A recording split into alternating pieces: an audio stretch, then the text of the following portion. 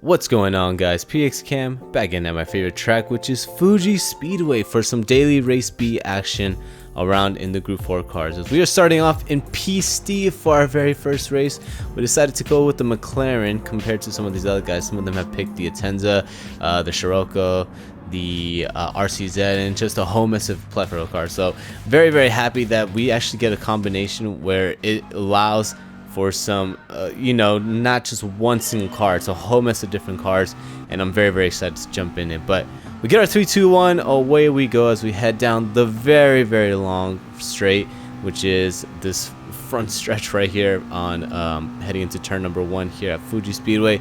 Spotting our braking point right after the 150-meter board. We make sure that we go into it nice and easy, like always, but make sure we don't take anybody out, as we are right behind the Brazilian, the American, the Peruvian, and the Colombian. Just a lot of nationalities in this race, so really happy that we got a lot of different things. We got a lot of different cars, we got a lot of different nationality. Should make for an interesting race. But heading into the end of lap number 1 here, nothing really happened between turn number 3 and 4 all the way to the end of the race, and then the lap.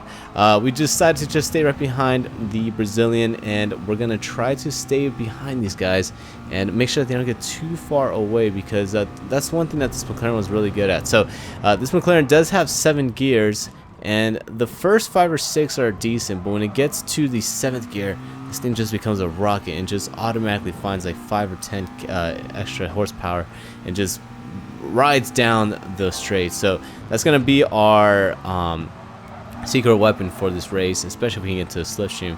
It's going to be a lot easier to make overtakes heading into turn number 1, but it's also pretty decent in the corners. It's not as good as some of these other cars like the RCZ or I believe the Atenza when it gets back onto slower speed corners and back onto the power, but the McLaren does the job well, and as long as we can stay in the slipstream, I think we should be all right. But as we head down the straight leading us into dreaded turn 10, but it's not the chicane version, it's actually the cutoff version, you can see that the Brazilian just goes a tad bit wide onto the right corners. He decided to go a little bit of Tokyo drifting in a front-wheel drive car. Usually never works out well, but in doing so, he was able to lose a position to us, and we are now up into P number 5 as we spot the podium right ahead of us. By podium, not many times you could say that in a video or actually in real life, but you can see that he's starting to get pushed out by the Peruvian, and that just disrupts his car heading down the long straight.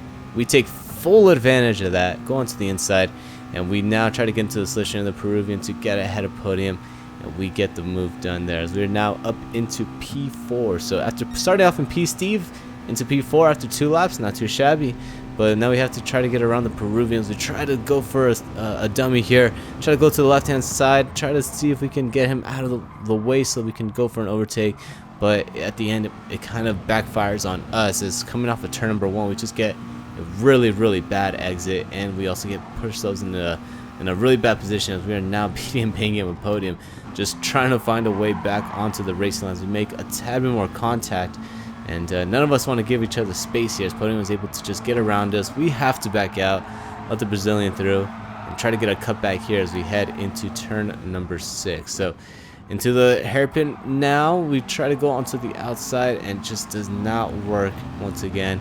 And all that fighting side by side with the Brazilian into just that one corner has lost us a little bit of time to podium and the Peruvian up in 3rd. So just not what we wanted, especially shaping ourselves up for this final lap here as we head into the final sector. So Brazilian goes wide again, just not really has been his corner right there. That corner has been such an Achilles heel for the Brazilian. He has not been able to get it down on some of these laps here, but coming down to the final corner, we're just riding right behind him, making sure that we can get into the slipstream, because if we can get into the slipstream, the Brazilian, I don't think he's close enough to podium to take full advantage of the slip.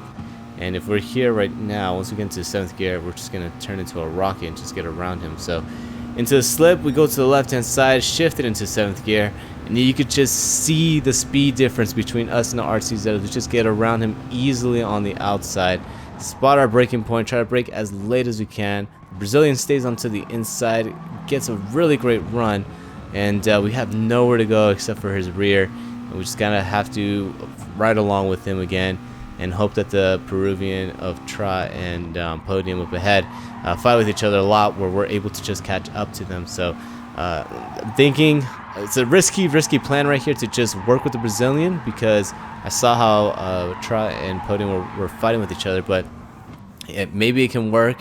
As you can see already, heading into turn number 6 and leading our way into turn number 10, that these guys are just fighting really hard, and it is kind of working here. The Brazilian is starting to make a little bit of time up on these guys up ahead. So if they continue fighting, especially heading to the third sector, where it's a lot of windy corners, slow-paced corners, we might have an opportunity to get the Podium here. But off of turn number 10, you can see that they go both a tad bit wide and leading themselves into the third sector. There we go. The plan worked out flawlessly. Like I said, it was a gamble, but it worked out, as we are now all bunched up for this Podium here. 4 cars here underneath half a second, just fighting for the spots. The Brazilian makes contact with the Peruvian. Peruvian goes a tad bit wide, makes contact with Podium, and onto the straight. The Peruvian just slams us on the door. We go into the inside, almost lose it, but we are able to get in position due to that unfortunate event with the Peruvian. Get straight into the slipstream of Podium, and you can see right behind us it's going to be a drag race for P. Steve as we come home in 5th place. But I kind of wanted to see what happened with this Peruvian as we jump into the replay. You can see that he just gets forced out by Podium, and then he just hits like a little part of the banking and the track, and just disrupts his car so much that it just rams us on the side. But that's all she wrote for the first race. As we now jump into our second race, it's actually going to be a tad bit more difficult, as we are starting off in P8. So instead of starting off in P. Steve, we lost 2 positions, and we are now starting off in 8th. Although we do have some of those heavy hitters from the first race, we do have some new players in here, and we're going to see how we can do as we now get our 3-2-1, jump over the line, and then head our way into turn number 1. So into the slipstream of the Brazilian up ahead of us, of Renan. Just spot our braking point once again. Make sure that we don't make contact with anybody in the rear, as Renan goes for a very good overtake onto the inside, is able to get around Alex B, and he is able to find his way up now into P. Steve. So we wanted to take advantage of this too, so we're gonna try to see if we can get around the Atenza before the end of this first lap, because it's looking like the Atenza, although it's only been half a lap, he's a little bit struggling here, as a lot of these guys up ahead are starting to make a little gap from 5th on up. As we take a little peek onto the inside of turn number 6, we back out, just a tad bit too optimistic. Didn't want to just send it in there so early into the race. But we do got to get around him now, as we get into the slip. Try to take another peek onto the inside, try to outbrake him right after the Dunlop sign, but we have nowhere to go. So just back off, get into the racing line once again, and just try to spot another opportunity to get around him. I do know if we can get onto the straight, the Atenza is not the best car on top end speed, and on it's good on acceleration, but top end speed and not its strongest point. So I'm sure if we can stay in the slip, and he's not able to get any tow from the Brazilian up in 6th, we should be able to utilize the slip, just abuse it, and maybe we can get around him once we get into that awesome gear number 7. So passing the penalty zone right here, Podium has to serve a penalty. He just got that 1 second penalty out of nowhere. I believe he just probably did a little bit of track extension and got that 1 second penalty. But you can see right here, we go into gear number 7, and we are able to go into the inside of the Atenza, side by side with him, as we sneak onto the inside, get smashed from behind, and we're able to find our way up into 6th. So for once, the ramming actually helped me out. Not sure who that was. I think it was the Canadian of SpongeBob, but we just got absolutely murdered from behind.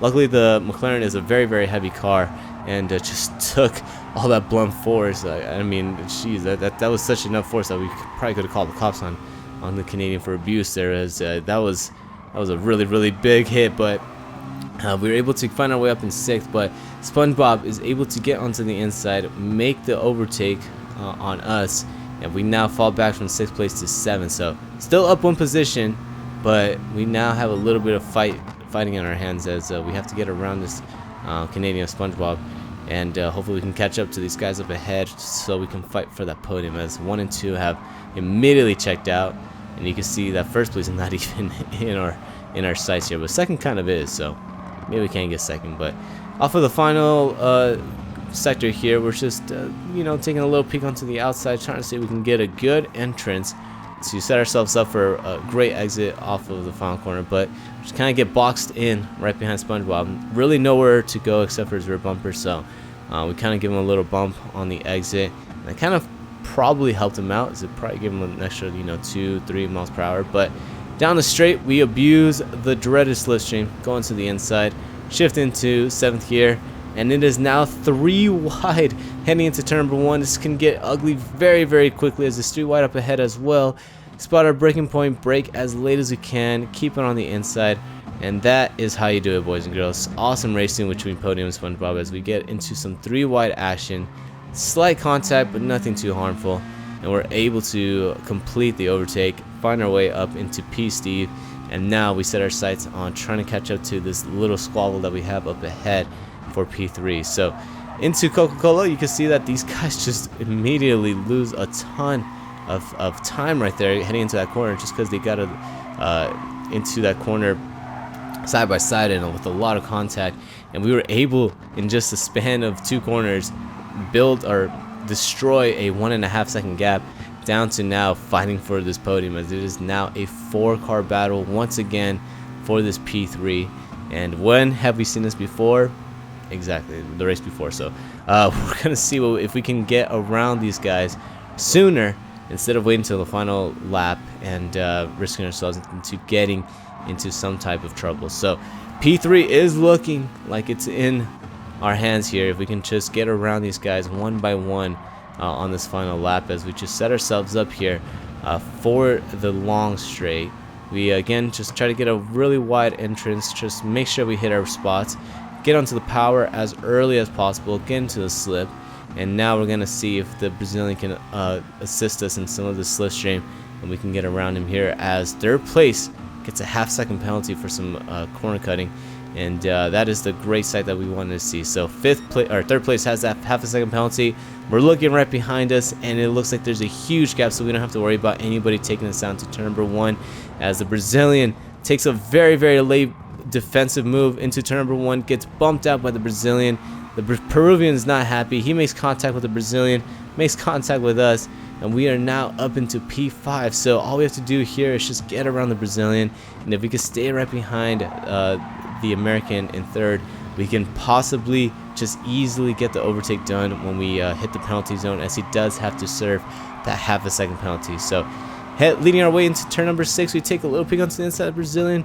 We get hit from behind by the Peruvian, and the Peruvian's not done yet, as he just continues to ram us on the side and push us out of the way. As we jump into the replay, Peruvian just misses his braking point, immediately gets full power onto the car, and then pushes us out of the way, and there goes our chances to get that podium there, as right now I am not a happy camper. I got pushed out of the way forcefully by the Peruvian. He was able to make 2 overtakes as we got involved with the Brazilian, and now I'm here looking for blood, because I do not want to lose this podium that way. So Peruvian goes a tad bit wide, gets a 1 second penalty, and there he is right in front of our clutches. As we go into this corner right here, make contact with his rear, get him out of the way, shape him up loose, push him out wide, and then he tries to force us back onto the left hand side. As right here I am heated, I am mad, because like I said, I can understand missing the braking point, but when you just get on full throttle and just push the car out, that's not good sportsmanship. As he gets a 1 second penalty, serves his penalty, and we are now going to be in a drag race here with McLaren Fuji. But leading down the line, we are able to get right in front of him, close to the right hand side, and there we go, boys and girls. P5 after starting off in P8, but potentially we could have gotten that podium, but it was stripped away from us leading into turn number 6. But I don't know, guys, usually I don't like to go for these revenge moves, but I don't know, something about him just pushing us out of the way, full throttle, no regards, just really got under my skin. And this is one of the only times it usually affects me that much, especially when we were having such a great race, racing with so many great people. just to end that way, especially when we were fighting for opponent. But I don't know, let me know what you guys think in the comments down below. Let me know how you guys are enjoying this week of daily races in the comments down below. I think it's a brilliant week, really loving the combinations. And since you guys made it all the way to the end of the video, feel free to hit that like button and the subscribe button, as it really helps out the channel when you guys do so. And if you guys want to follow me on the Twitters, Instagram, or even on Discord, you can find all those links in the description as well. And since you guys made it all the way to the end of the video, I really hope you guys enjoyed the video. If you guys did, hope to catch you guys on the next one. Peace.